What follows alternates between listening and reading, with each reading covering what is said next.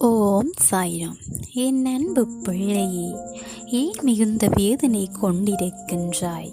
நீ எதை வேண்டி நின்றாயோ அது நிச்சயம் நடக்கும். நீ எதை நினைக்கின்றாயோ அது நிச்சயம் பலிக்கும். உன் வாழ்க்கையை என்னிடம் ஒப்படைத்தபின், உன் கரங்களை நான் நெருக்கப்படுத்தபின் உன் மனதிலே இவ்வளவு குழப்பம். நான் இருக்கின்றேன் தங்கமே. நம்பிக்கையின் மறு உருவம் நீ. என்னை நம்பி வந்தோரை கைவிட்டதும் இல்லை, கைவிடுவதும் இல்லை. உன்னை நிராகரித்தவர்களை உன்னிடம் பேச காத்திருக்கும் நிலைமையை உருவாக்குவேன். அதுவும் ஒரு வகை வெற்றிதான் குழந்தையே. இழந்தது எதுவாயினும் அதைவிட சிறந்தது உனக்கு கிடைக்கும். நான் கிடைக்கச் செய்வேன். கவலையோ குழப்பமோ கலங்காதே. துணையாக யாரும் இல்லை என்றாலும் தைரியமாக இரு. தாங்க இயலாத துன்பம் என்றால் தன்னம்பிக்கையோடு இரு. இயற்கையோடு இணைந்தீடு, நிதானத்தோடு இரு.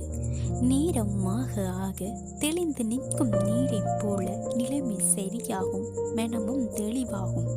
வாழ்க்கையில் சிலவற்றை கடந்துவிடு, சிலவற்றை மறந்துவிடு. தர்மம் வெல்லும். கிளங்காதே. எப்பொழுதும் உன்னை நம்ப ஆரம்பிக்கின்றாயோ அந்த கணமே உன் முயற்சிகள் எல்லாம் வெற்றிகளாக மாறும். உண்மையான பிரார்த்தனை என்பது எல்லா தேவைகளையும் இறைவனிடம் கேட்பது மட்டுமல்ல, இருக்கும் அனைத்துக்கும் இறைவனுக்கு நன்றி தெரிவிப்பதாகும்.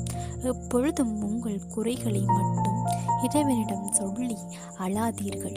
முதலில் நிலைகளுக்கு நன்றி சொல்கிறீர்கள். அந்த நொடி முதல் உங்கள் வாழ்க்கை மாறுவதை நீங்கள் உணர்வீர்கள்.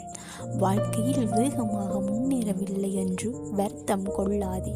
தடையில்லாமல் முன்னேறுவாய் என்று முயற்சியை பலப்படுத்து. கடந்த காலங்களில் இதை உன்னால் மாற்றவோ மறக்கவோ திருத்தி அமைக்கவோ அழிக்கவோ முடியாது.